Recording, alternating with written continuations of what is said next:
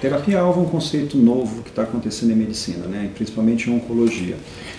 Obviamente, toda medicação tem um alvo, e isso também não é tão novo assim. Em oncologia, por exemplo, nós temos o tamoxifen, que é uma droga que é usada há mais de 30 anos, com bastante segurança, e ela tem um alvo específico, ela atua nos receptores hormonais, essas coisas todas. Mas até então, de uma forma clássica, a quimioterapia era tratada com remédios chamados antineoplásicos. Eles eram feitos para destruir DNA. Então eles não tinham um alvo específico, porque eles atuavam tanto nas células tumorais quanto nas células normais do organismo também.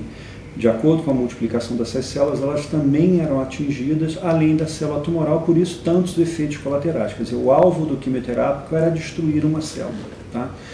Diferentemente disto, o que está acontecendo hoje em dia é que a medicina começou a entender mais os mecanismos do câncer. Então a gente já tem algum conhecimento, apesar de ainda ser um conhecimento bastante inicial, nós estamos iniciando esse conhecimento, nós já começamos a entender quais são os passos, quais são as moléculas que fazem a célula se transformar de uma célula normal numa célula maligna, ou se manter no que a gente chama num fenótipo de uma célula maligna, quer dizer, perder a capacidade de uma morte celular programada, adquirir capacidades malignas de invasão, de metástase, tudo isso.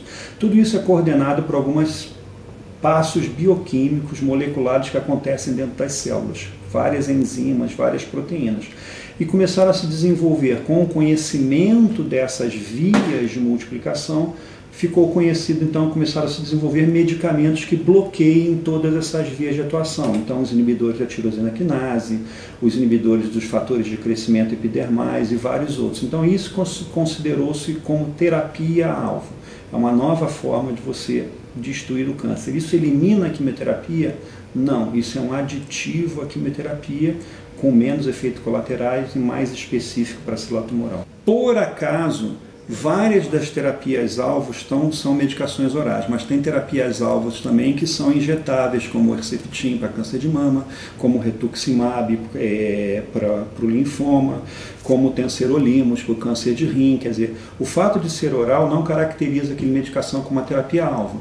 A realidade é que a indústria farmacêutica tem, e obviamente isso é uma coisa que é o ideal, né? É muito mais cômodo para um paciente tomar uma medicação oral que ele possa tomar em casa do que ter que ir a um hospital, a um serviço de saúde para trocar uma medicação injetável.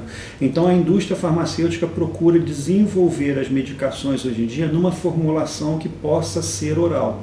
Por acaso, a terapia-alvo surgiu nessa modificação da indústria farmacêutica e vários deles são orais, mas necessariamente não são todos que são orais. A dificuldade de qualquer terapia oral, seja terapia para câncer, seja para pressão alta, para diabetes, antibiótico terapia, não importa, é que na terapia-alvo você necessita muito da aderência do paciente ao tratamento, diferente de uma medicação injetável, onde ele não tem autonomia sobre o que ele está fazendo. Quer dizer, a autonomia dele reflete: vou deixar me aplicar essa medicação, não vou deixar me aplicar essa medicação. Ele não tem controle sobre a aplicação.